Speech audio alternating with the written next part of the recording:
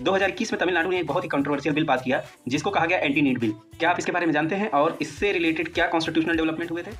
तो होता ये है कि 2021 में नीट के रिजल्ट के बाद तमिलनाडु गवर्नमेंट एक कमेटी का गठन करती है जिसका नाम था जस्टिस ए के राजन कमेटी। उस कमेटी को बोला गया कि वो नीट के रिजल्ट को एग्जामिन करे। उस कमेटी ने पाया कि अर्बन एरिया से नीट में ज्यादा सिलेक्शन होते हैं और ग्रामीण एरिया से सिलेक्शन कम होते हैं। इसी चीज को आधार बनाकर तमिलनाडु गवर्नमेंट ने एक बिल पास किया जिसका नाम था तमिलनाडु नीट एग्जाम्पशन बिल। इस बिल में कहा गया है कि तमिलनाडु सेंट्रल के जो ऑल इंडिया लेवल पे नीट एंट्रेंस एग्जाम होते हैं उससे बाहर होगा।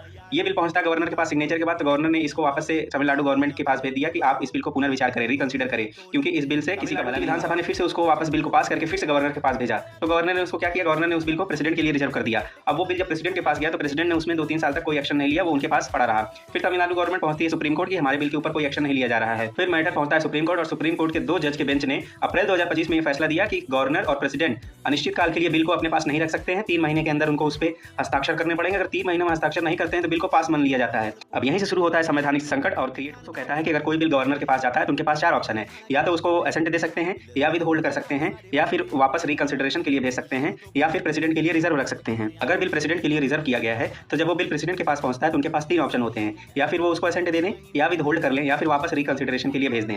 अगर वापस रिकंसिडरेशन के लिए भेजते हैं और असेंबली फिर से उसको पास करके भेजती है तो प्रेसिडेंट के ऊपर ये बाध्यता नहीं है कि वो उसको असेंट दे ही दें।